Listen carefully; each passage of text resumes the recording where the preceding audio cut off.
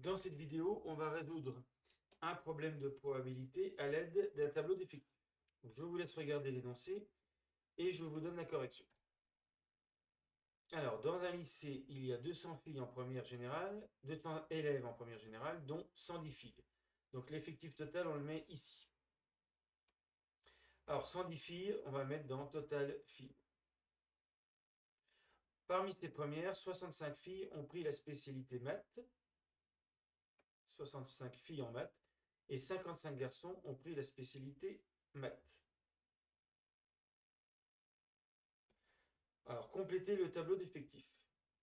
Donc là, il y a 110 filles pour un total de 200 élèves. Ici, il y a 90 garçons. 65 filles et 55 garçons ont pris la spécialité maths. 65 plus 55, ça fait 120. 110 ôté de 65, ici, ça fait 45. Donc 45 filles n'ont pas pris la spécialité maths. 90 moins 55, ça fait 35. 35 garçons n'ont pas pris la spécialité maths. Et puis ici, 200 moins 120, ou bien 45 plus 35, 80 élèves en tout, n'ont pas pris la spécialité maths. Donc voilà pour le tableau d'effectifs. Donc au début, ce sont des statistiques, mais à partir du moment où, dans la deuxième question, on dit on choisit un élève de première au hasard, on a ce qu'on appelle une expérience aléatoire. Le fait de choisir au hasard, ça veut dire que on a une loi de probabilité équiprobable, c'est-à-dire que chaque élève en particulier a une chance sur 200 d'être choisi. Donc si on a un groupe de 30 élèves, d'après la propriété des lois équiprobables, la probabilité d'avoir choisi un élève au hasard dans ce groupe de 30 élèves, c'est 30 sur 200. Donc c'est ce qu'on va appliquer pour calculer les probabilités des événements suivants. Alors, l'élève est une fille ayant pris la spécialité maths. Donc ça veut dire, si j'appelle F l'événement, l'élève choisi est une fille, M l'événement, l'élève a choisi la spécialité maths. Ce qu'on cherche, c'est la probabilité de cet événement. Toutes les cases ici, à part les colonnes, les marges totales, représentent des intersections. Ici, on a F intersection M, G intersection M, F intersection M bar, et puis G intersection M bar. Donc ici, P de F intersection M, comme c'est une loi équiprobable, on prend le nombre d'issues de cet événement, F intersection M, il y en a 65. Sur le nombre d'issues total, c'est 200. Et donc ça donne 0,325.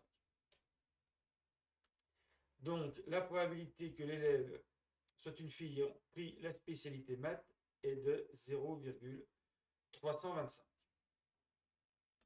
Donc on choisit encore un élève au hasard. Quelle est la probabilité que l'élève est une fille ou a pris la spécialité maths?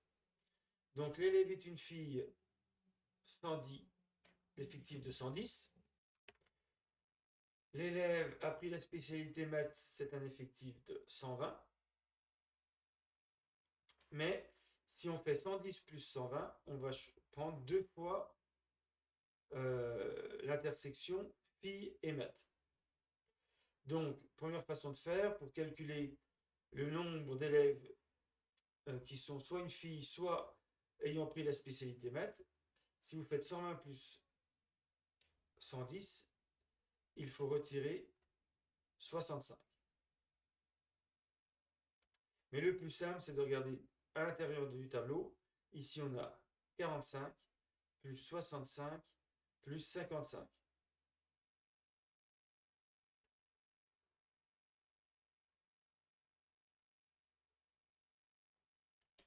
Et bien sûr, ça va donner le même résultat de 165.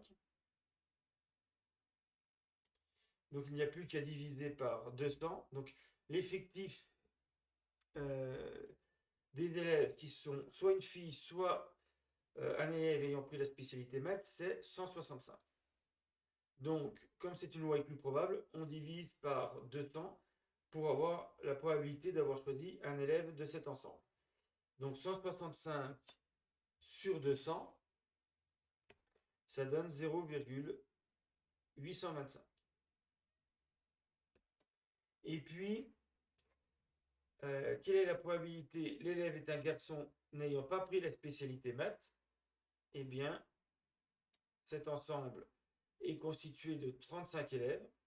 Donc, ça va être 35 divisé par 200, c'est-à-dire 0,175. Donc là, on peut s'apercevoir que la somme ici fait 1, ce qui est normal puisque l'élève est une fille ou a pris la spécialité maths. C'est l'événement contraire de l'élève est un garçon n'ayant pas pris la spécialité maths. On le voit dans le tableau. Le premier événement, c'est celui-là. L'élève est une fille ou a pris la spécialité maths. Et puis ce qui reste ici, c'est l'événement contraire. L'élève est un garçon n'ayant pas pris la spécialité maths. Donc il est normal que la somme des deux probabilités fasse 1.